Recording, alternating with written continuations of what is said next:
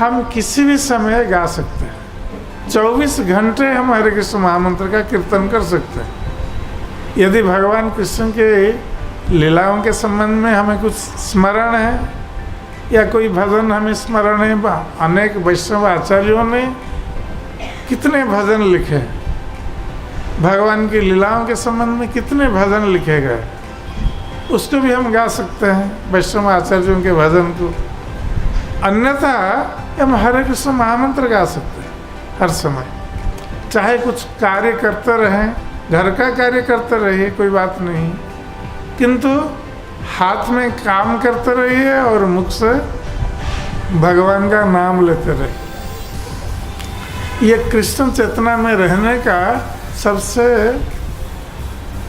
बलिष्ठ माध्यम है। तो ब्रज की गोपियाँ, ब्रजवासी स्त्रियाँ यही करती थी, दधि मंथन करती थी प्रातःकाल में। और प्रातःकाल कृष्ण स्मरण के लिए बहुत उपयुक्त काल है। प्रातःकाल सोने के लिए नहीं है। आजकल लोग सोते हैं लेट में और उठते हैं लेट, सोते हैं 12-1 बजे, उठते हैं 9-10 बजे। तो प्रातःकाल कब आता है उनको पता नहीं चलता। प्रातःकाल ये बहुत आवश्यक है हमारी चेतना को शुद्ध रखने के लिए। जिस समय हमें उठने का समय है और कृष्ण स्मरण का समय है, उस समय यदि हम सोते रहेंगे तो हम तमोगुण के प्रभाव में आ जाएंगे, और तमोगुण के प्रभाव से हमारे दुख में केवल वृद्धि होगी, हम सुख को प्राप्त नहीं कर सकते। इसलिए आवश्यक है, भगवान कृष्ण जब ये मनुष्य लीला कर रहे थे, फिर भी जब भगवान कृष्ण गृहस्थ थे, द्वारका में रहते थे, तो सूर्योदय से पहले 1.5 घंटे पहले, जो ब्राह्म मुहूर्त जिसको कहा जाता है, भगवान कृष्ण स्वयं उठ जाते थे। और स्वयं उठकर क्या करते थे? क्योंकि उठ करके तुरंत भगवान का स्मरण करना चाहिए। ब्राह्म मुहूर्त में उठकर व्यक्ति को तुरंत भगवान का, कृष्ण का स्मरण करना चाहिए। और जब भगवान कृष्ण उठ जाते थे ब्राह्म मुहूर्त में, वो किसका स्मरण करते थे? वो अपना स्मरण करते थे, क्योंकि वो स्वयं भगवान है। और किसका स्मरण करेंगे? अपना स्मरण करते थे। और ये करके भगवान श्री कृष्ण सारे मानव समाज को ये शिक्षा दे रहे हैं कि हमें ब्राह्म मुहूर्त में उठकर क्या करना चाहिए। तो ब्राह्म मुहूर्त भगवान कृष्ण के स्मरण के लिए सर्वथा उपयुक्त काल है, समय है। तो ये ब्रजवासी स्त्रियां ये प्रातःकाल उठकर, ब्रह्म मुहूर्त में उठकर, वे भी कृष्ण का स्मरण करती थी। इधर दधि मंथन का कार्य करती थी और भगवान कृष्ण का स्मरण करती थी। किस प्रकार? भगवान कृष्ण की लीलाओं के संबंध में गीत गाकर। तो ये गीत भगवान कृष्ण ने जो जो लीलाएं की थी ब्रज में, या तो ये गोपियां स्वयं ये गीत रचना कर लेती थी, या किसी के द्वारा रचना करवाती थी। जैसे बहुत सारे कवि होते हैं, उनको कोई प्रसंग दे दीजिए, तुरंत वो गीत लिख देंगे। जैसे फिल्म में होता है, कोई प्रसंग दे दिया और फिल्म गाना लिख देते हैं तुरंत। और ऐसे बहुत सारे कवि हैं, केवल फिल्म गाना नहीं, ऐसे भजन लिखते हैं, कई तरह के गीत लिखते हैं। तो कवि लिख सकता है, नहीं तो ये स्त्रियां स्वयं भी भगवान कृष्ण की लीलाओं को लेकर गीत रचना करती थी और गाती थी।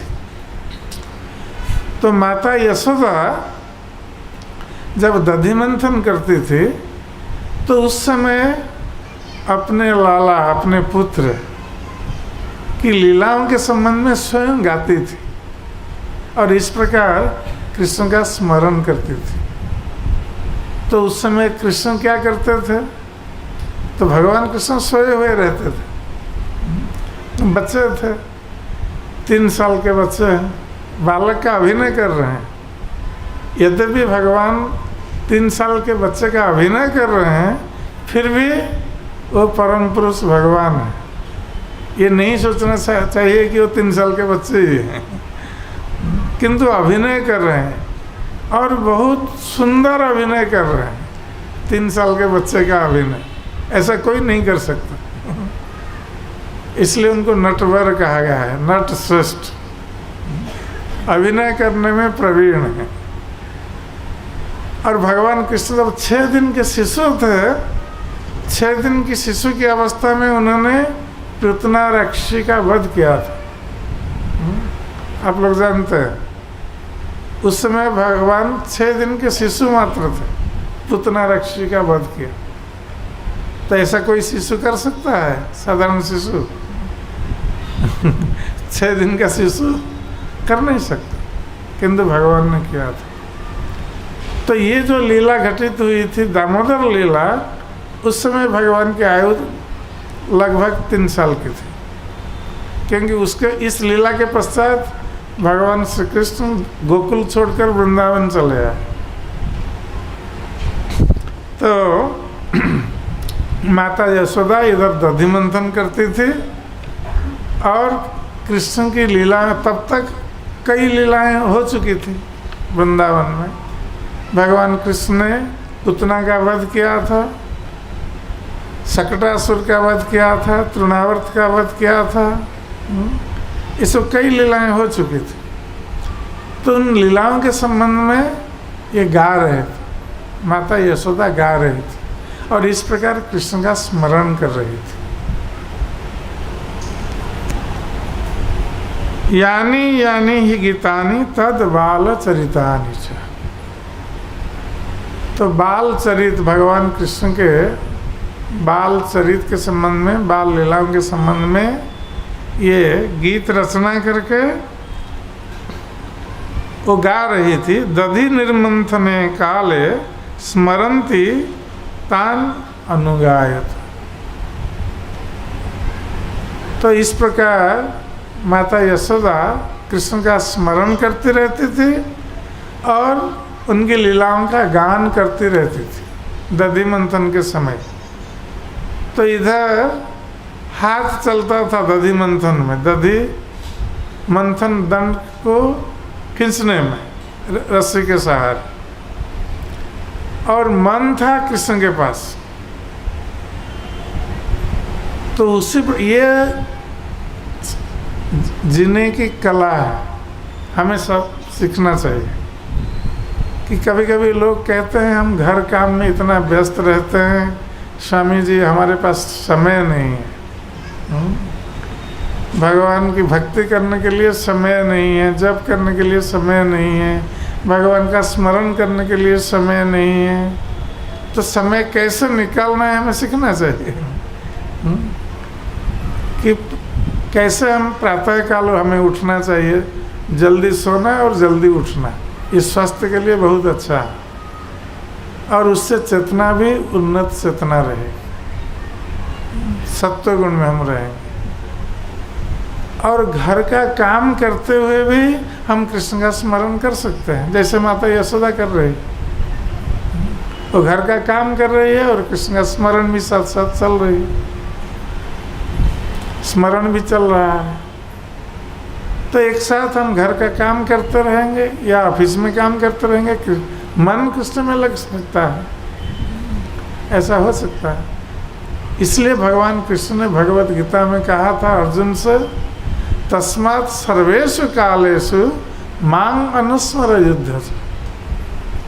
तो भगवान ने अर्जुन से कहा कि अर्जुन तुम सदा सर्वदा मेरा ही स्मरण करो, तस्मात् सर्वेषु कालेषु मांग अनुस्मर, यहाँ तक कि युद्ध में भी तुम मेरा स्मरण करो। तो आप लोग सोचेंगे कि अर्जुन युद्ध करेगा या कृष्ण का स्मरण करेगा, क्या करेगा? तो युद्ध करने वाला पहले तो अपने लक्ष्य को देखेगा, किस लक्ष्य को भेद करेगा बाण के द्वारा, अपने लक्ष्य को देखेगा ना कृष्ण का स्मरण करेगा, क्या करेगा? किंतु भगवान कृष्ण कह रहे हैं कि युद्ध के समय में भी मेरा स्मरण करो। तो अर्जुन कैसे करेंगे ये बात? भगवान के आदेश को कैसे पालन करेंगे? तो इस प्रकार अर्जुन अवश्य अपने लक्ष्य को देखेंगे, किसको भेद करना है, किससे बाण मारना है। किंतु ये सोचकर बाण मारेंगे कि मैं कृष्ण के आदेश से ये कार्य कर रहा हूँ, ये कृष्ण का ही काम कर रहा हूँ। इसका अर्थ है कि अर्जुन का युद्ध कृष्ण के प्रति समर्पित हो गया था, इसलिए वो कृष्ण कार्य बन गया। जब हम संसार में हैं, जीवन धारण करने के लिए, अर्थ उपार्जन करने के लिए हमें तरह तरह के कार्य करने पड़ते हैं, किंतु जब हम उस कार्य को और उस कार्य के फल को कृष्ण को समर्पित कर दे, तब वो कार्य भी कृष्ण का ही कार्य बन जाएगा। तो ये कला हमें सीखनी चाहिए कि हम अपने कार्य को, अपने परिवार को कैसे कृष्ण के चरणों में समर्पित कर सकते हैं। इसलिए श्री भक्ति विनोद ठाकुर गाते हैं, मानस देह गेह जाकी छो मोरो अर्पिलो तुआ पदे नंद किशोर। हे नंद नंदन श्री कृष्ण, मेरा जो कुछ भी है, मेरा मन, मेरा शरीर, मेरा घर परिवार, धन संपत्ति, जो कुछ भी है, ये सब आपके चरणों में मैं अर्पित कर रहा हूँ। ये मेरा कुछ नहीं है, ये सब आपका ही है। यही कृष्ण के प्रति समर्पण की भावना है कि हमारा शरीर कृष्ण का है, हमारा घर कृष्ण का है। हम सोचते हैं हम घर के मालिक हैं, किंतु जो समर्पित भक्त हैं वो सोचेगा हम घर के मालिक नहीं, कृष्ण हमारे घर के मालिक, हम उनके सेवक हैं, हमारा परिवार कृष्ण का ही सेवक है, इसलिए हमारा कार्य भी कृष्ण की सेवा हो जाए। ये कला हमें सीखनी चाहिए।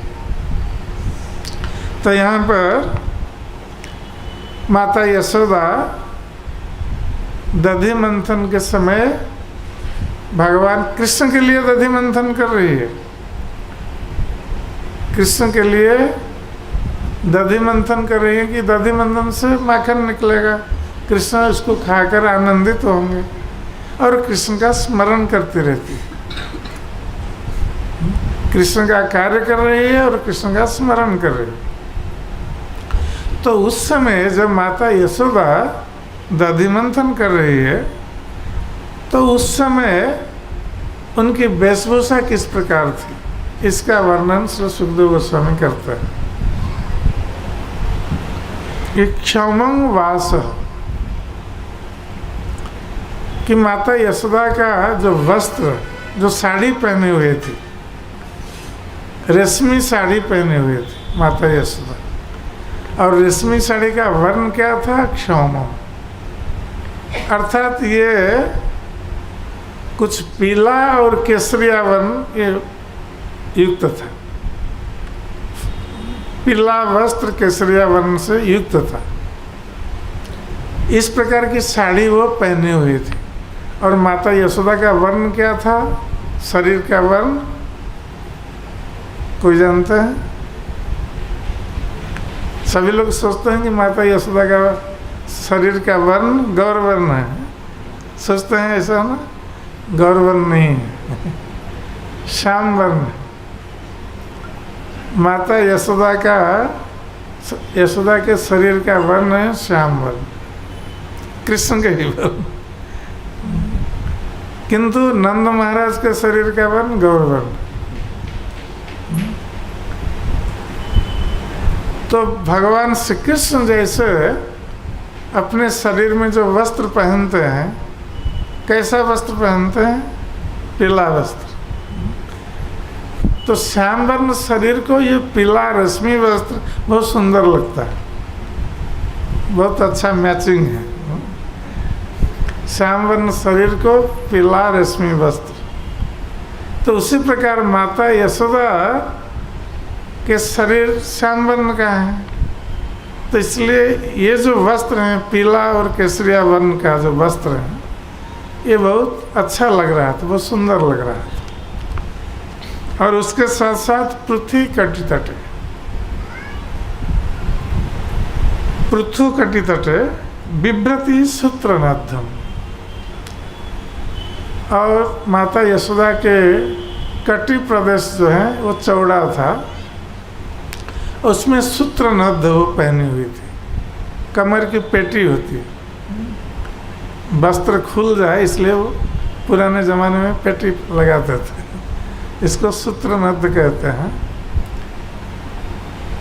और वो भी बहुत सुंदर लगता है, वो सूत्र नद्ध जो है मेखला, ये भी बहुत सुंदर लगता है, कटी मेखला। पुत्र स्नेह श्रुत कुछ जुगम, और माता यशोदा के जो स्तन थे ये पुत्र स्नेह से सदा सर्वदा सिक्त रहते थे, क्योंकि माता यशोदा सदा सर्वदा कृष्ण का ही स्मरण करती थी, और कृष्ण के प्रति स्नेह के कारण उनके स्तन से हर समय ये दूध निर्गत होता रहता था, दूध निकलता रहता था, इसलिए स्तन द्वय ये सिक्त रहते थे। तो ये स्नेह के कारण ऐसा होता था। जैसे आप लोग जानते हैं कि जब दूध दोहने जाते हैं तो बछड़े को क्यों गया के पास लाया जाता है? पहले बछड़े को दूर बांध करके रखते हैं अलग, और जब दूध दोहने के समय बछड़े को छोड़ देते हैं और गया के पास आकर वो पीने लगता है, और थोड़ा सा पिया नहीं पिया उसको फिर बांध देते हैं गया के पैर में। ऐसा क्यों करते हैं? इसके पीछे क्या कारण है? क्योंकि गया जब अपने बछड़े को देखेगी तो उसके हृदय में स्नेह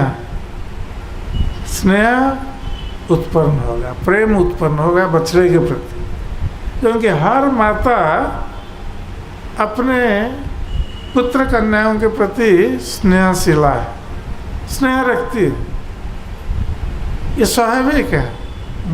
इसलिए माता के स्नेह को सर्वोपरि बताया गया। पिता का भी स्नेह होता है किंतु माता के समान नहीं,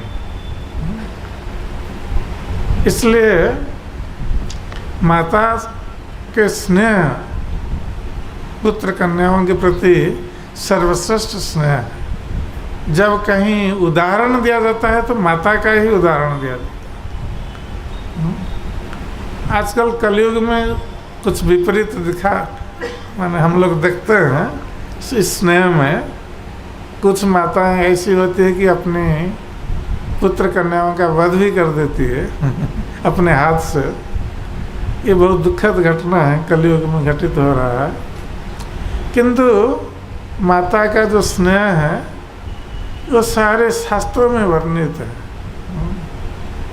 और सभी जानते हैं माताओं का स्नेह कैसे पुत्र कन्याओं के प्रति होता है।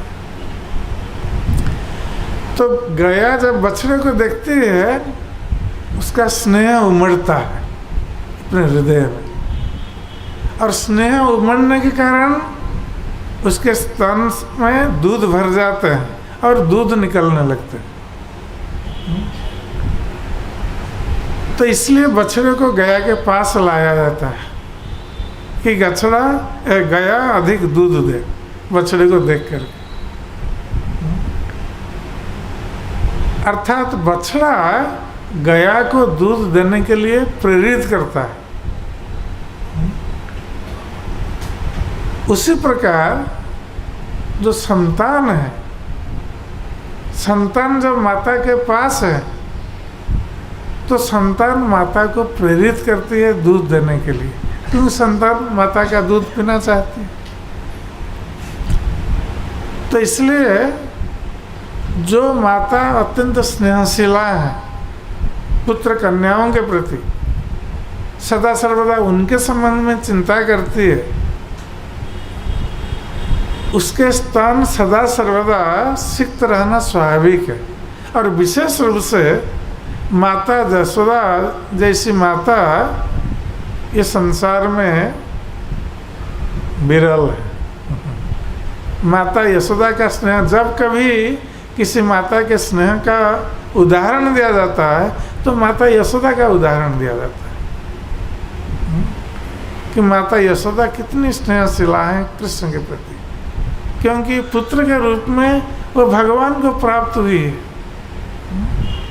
यद्यपि माता यशोदा को ये पता नहीं है कि उनका पुत्र भगवान है, भगवान को अपना पुत्र मानती है, किंतु पुत्र स्नेह का सर्वश्रेष्ठ उदाहरण हम माता यशोदा के वात्सल्य रस में प्राप्त करते हैं।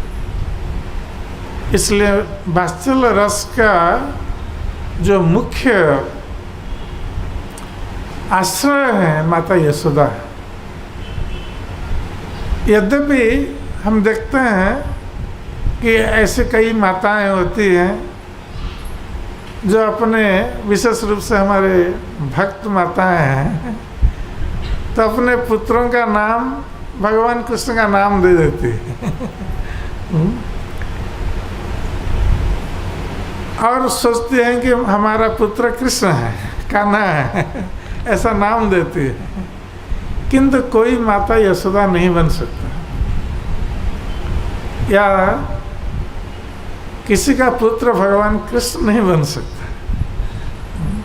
हम केवल अनुसरण कर सकते हैं, माता यशोदा के भावों का अनुसरण कर सकते हैं।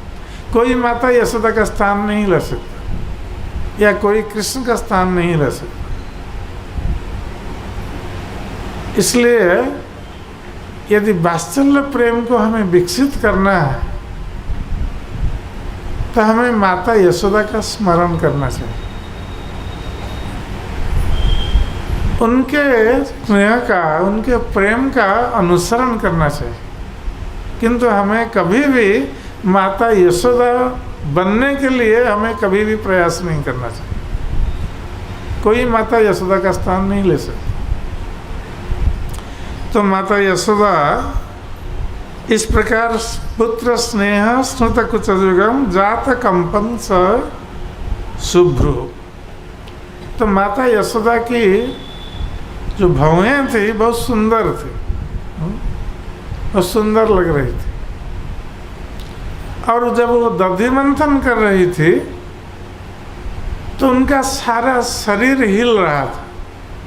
ये स्वाभाविक है, दधि मंथन में परिश्रम कर रही थी तो सारा शरीर हिल रहा था दधि मंथन के कारण। रज्जाकर्षण समभुज चलत कंकणम कुंडले च। तो सुखदेव गोस्वामी विशेष रूप से कुछ अंगों का वर्णन कर रहे हैं, जो सारा अंग कांप रहा था, हिल रहा था इस दधि मंथन के कारण। तो विशेष रूप से कुछ अंगों का वर्णन कर रहे हैं श्री सुखदेव गोस्वामी माता यशोदा के।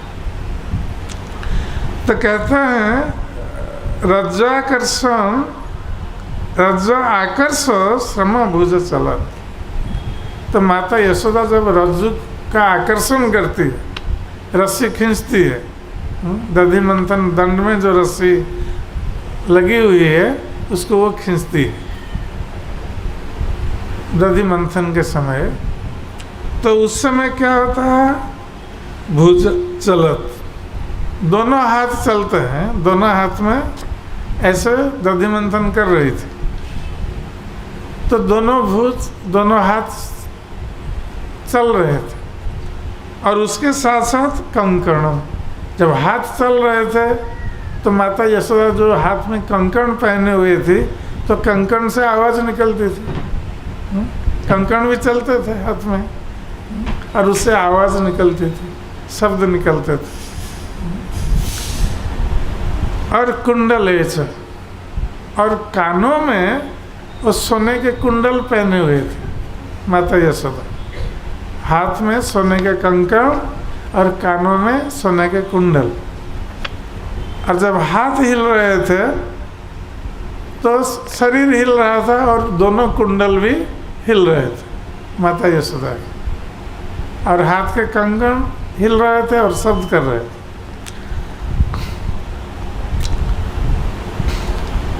छिन्नं वक्त्रम, और माता यशोदा के जो मुखमंडल, बहुत सुंदर मुखमंडल थे माता यशोदा के, किंतु परिश्रम के कारण, जब दधि मंथन में परिश्रम करना पड़ता है, जब खींच रही है लगातार रस्सी को, सारा शरीर हिल रहा है, तो इसमें परिश्रम हो रहा है, और परिश्रम होने से स्वेद बिंदु, पसीना पसीना आ जाता है। तो माता यशोदा के मुखमंडल में सब पसीने के बिंदु, पसीने की बूंद वहाँ मुखमंडल में लगी हुई है। तो उसमें माता यशोदा का मुखमंडल और सुंदर लग रहा है पसीने की बूंदों के कारण। और उसके साथ साथ कवर विगलत मालत ही निर्ममंथ, जब माता यशोदा दधि मंथन कर रही है और शरीर हिल रहे हैं, माथा भी हिल रहा है, तो उनके केस में माता यशोदा मालती के पुष्प केस में लगाई हुई थी। तो जब ये मस्तक हिल रहा है तो उनके केस से ये मालती के पुष्प नीचे गिर रहे हैं माथा हिलने के कारण। तो इस प्रकार हम लोग माता यशोदा के दधि मंथन के उस दृश्य की कल्पना कर सकते हैं। सुखदेव गोस्वामी जो वर्णन दे रहे हैं उसके माध्यम से हम माता यशोदा के दधि मंथन दृश्य की कल्पना हम कर सकते हैं इस वर्णन के माध्यम से, कि माता यशोदा कैसे दधि मंथन कर रही है। बहुत सुंदर दृश्य है।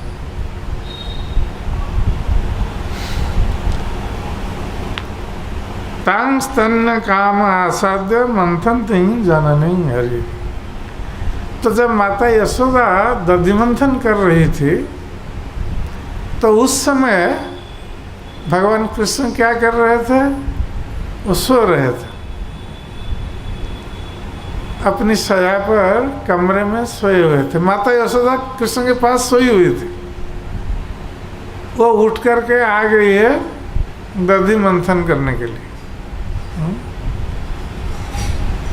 उन्होंने देखा कि लाला सोया हुआ है तो ये अच्छा समय है जाकर दधि मंथन करने के लिए, क्योंकि उठने पर वो फिर दधि मंथन करने नहीं देगा। तो इसलिए माता यशोदा चुपके से उठ करके चली आई दधि मंथन करने के लिए, और कृष्ण सोए हुए हैं शैया पर लेटे हुए। और जब उनकी नींद टूट गई कृष्ण की, तो नींद टूटने पर बच्चे क्या करते हैं? माँ को खोजते हैं, माता को खोजते हैं। किस लिए? दूध पीने के लिए, क्योंकि उनको भूख लगती है नींद टूट जाने पर। तो भगवान कृष्ण बाल लीला कर रहे हैं, जबकि सारे संसार के स्वामी हैं, उनको भूख नहीं सता सकती, किंतु लीला कर रहे हैं, बाल लीला। तो जब उठे, उनकी नींद टूट गई, देखा माता पास में नहीं है, वो किससे दूध पिएंगे? तो रोते हुए आए खोज करके, कहाँ माता है? और उनको खोज करने के लिए परिश्रम करना नहीं पड़ा। इसलिए नहीं पड़ा क्योंकि माता दधि मंथन कर रही थी, और दधि मंथन करते समय उनके कंकण की ध्वनि आ रही थी। तो कृष्ण समझ गए कि माता वहीं पर है, इसलिए अधिक खोजने की आवश्यकता नहीं पड़ी। तो आंख मलते हुए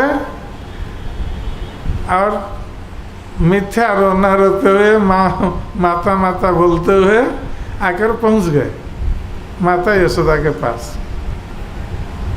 और माता यशोदा दधि मंथन कर रही है, उसमें निमग्न है और कृष्ण की लीलाओं का गान कर रही है। और कृष्ण के प्रति उनकी दृष्टि नहीं गई है माता यशोदा की। तो भगवान कृष्ण ने देखा कि माता दधि मंथन में मग्न है और उनकी लीलाओं का गान करने में मग्न है, उनकी ओर दृष्टि नहीं है। तो भगवान कृष्ण सीधे गए, जाकर क्या किया, सुखदेव गोस्वामी कहते हैं गृहीतं दधि मंथानं न शोधेत प्रीतिंगाव।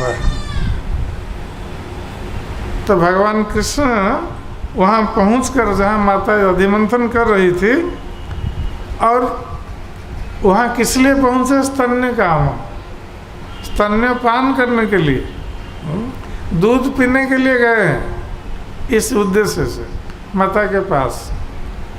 किंतु माता दधि मंथन कर रही है, वो दूध कैसे पिलाएगी दधि मंथन जब कर रही है। तो भगवान कृष्ण दूध पीना चाहते हैं, स्तनपान करना चाहते हैं, इसलिए आए हैं माता के पास। किंतु माता उनकी ओर नहीं देख रही है, दधि मंथन में मग्न है।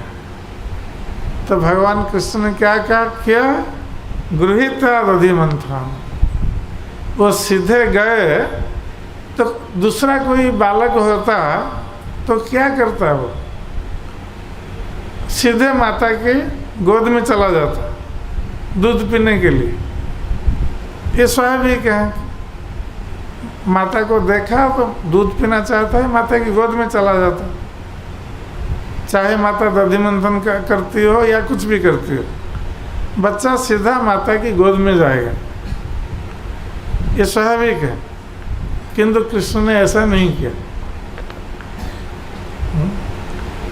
भगवान कृष्ण गए माता की गोद में जाने के स्थान पर, उन्होंने क्या किया, वो सीधे गए, माता दधि मंथन कर रही है तो कृष्ण ने जाकर दधि मंथन दंड को, मथाने को पकड़ लिया अपने हाथ में, सीधा जाकर। इसका अर्थ क्या है, जब कृष्ण ने मथानी को पकड़ लिया, दधि मंथन दंड को स्वयं पकड़ लिया, माता यशोदा वो दधि मंथन नहीं कर सकती। जब तक वो दधि मंथन करती रहेगी, कृष्ण की ओर ध्यान नहीं देगी। इसलिए पहले जाकर कृष्ण ने दधि मंथन दंड को पकड़ लिया। तो जब पकड़ लिया, इसका अर्थ है कि अब माता दधि मंथन नहीं कर सकती। अब उनका ध्यान किसकी ओर जाएगा, कृष्ण की ओर जाएगा। वो बाध्य होगी कृष्ण की ओर देखने के लिए। तो भगवान कृष्ण ये नहीं चाहते हैं कि माता और कोई दूसरा काम करे और उनकी ओर ध्यान न दे। भगवान कृष्ण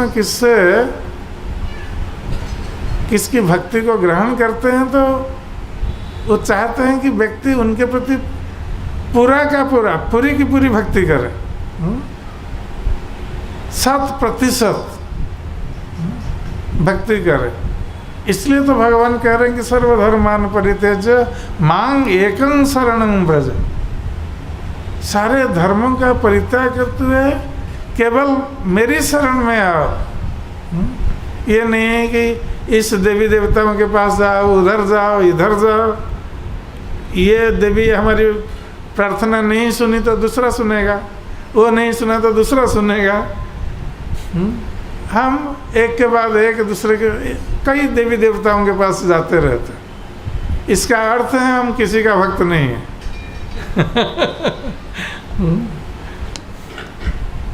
तो यदि हम किसका भक्त बनना चाहते हैं, 100% हमें समर्पित होना पड़ेगा उसके चरणों में। तब हम माने जाएंगे हम इसके भक्त।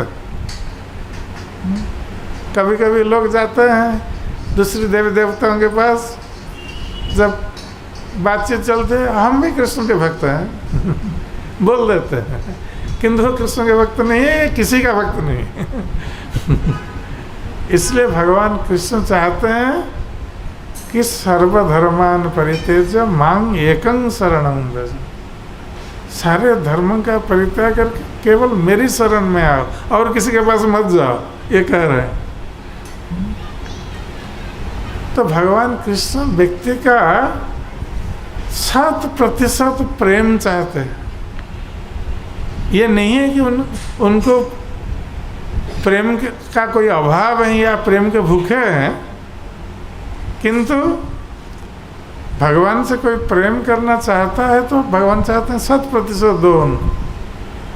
ये नहीं कि आधा इधर आधा उधर, ये नहीं हो सकता।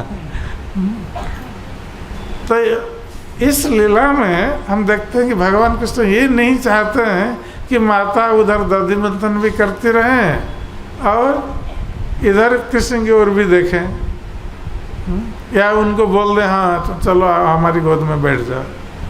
ऐसा कृष्ण नहीं चाहता। चाहते हैं माता का पूरा ध्यान उनके प्रति हो, इसलिए जाकर दधि मंथन दंड को पकड़ा है कि माता दधि मंथन अब नहीं कर सकती, अब उनका पूरा ध्यान उनके प्रति आएगा, उनकी ओर आएगा। तो माता यशोदा ने जब देखा कि कृष्ण ने आकर दधि मंथन दंड को पकड़ लिया है, अब वो दधि मंथन नहीं कर सकती, तो वो कृष्ण की ओर देखने लगी। और देख करके उन्होंने क्या किया, गृहीत्वा दधि मंथान न्यसदेत प्रीतिं आवहन। तो भगवान कृष्ण ने तो माता यशोदा की प्रीति प्रेम को बढ़ाने के लिए दधि मंथन दंड को पकड़ लिया है कि माता यशोदा पूरा प्रेम उनको दे, उनके प्रति प्रदर्शित करें पूरा प्रेम। अब जब माता रुक गई, दधि मंथन करने में असमर्थ रही और कृष्ण की ओर देखने लगे, तो कृष्ण माता की गोद में चले गए। माता यशोदा ने कृष्ण को अपनी गोद में ले लिया, दधि मंथन का कार्य बंद हो गया। अब कृष्ण माता की गोद में है और स्तनपान कर रहे हैं। तंग अंकं आरूढ़ अपाययत स्तनम। जब भगवान कृष्ण माता की गोद में चले गए तो माता यशोदा समझ गई कि कृष्ण किस लिए आए हैं तो उन्होंने उनको स्तनपान कराया। स्नेह श्रुतं सस्मित इक्षति मुखम। और जब स्तनपान करा रही थी माता यशोदा भगवान कृष्ण को, तो उस समय कृष्ण तो स्तनपान कर रहे थे, माता यशोदा क्या कर रही थी, प्रेम पूर्वक अपने पुत्र के मुख की ओर देख रही थी और देख करके सस्मितम स्मित हास्य भी कर रही थी। क्यों स्मित हास्य कर रही थी माता यशोदा? पुत्र के मुख को देखकर वो आनंद का अनुभव कर सकती है, किंतु स्मित हास्य करना इसका कोई कारण हो सकता है।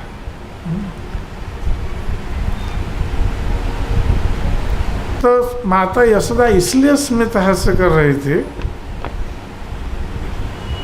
कि ये देखकर कि हमारा लाला, हमारा पुत्र कृष्ण ये कितना बुद्धिमान हो गया, चालाक हो गया। तो बच्चों को तो लोग बच्चे ही समझते हैं, और बच्चों में कोई बुद्धि आ जाती है, कोई चालाकी आ जाती है, तो माता पिता बहुत प्रसन्न होते हैं देखकर। बच्चे की बुद्धि को देखकर बहुत प्रसन्न होता है, ये स्वाभाविक है। तो माता यशोदा भी बहुत प्रसन्न हुई कृष्ण की बुद्धि को देखकर, उनकी चतुराई को देखकर, कि ये सीधे मेरी गोद में आने के स्थान पर जाकर रोक रहा है दधिमंथन दंड को, मतलब ये कितना चालाक है हमारा पुत्र बहुत सियाना चालाक बन गया है। माता यशोदा ये सोच करके हंस रही, स्मित हास्य कर रही।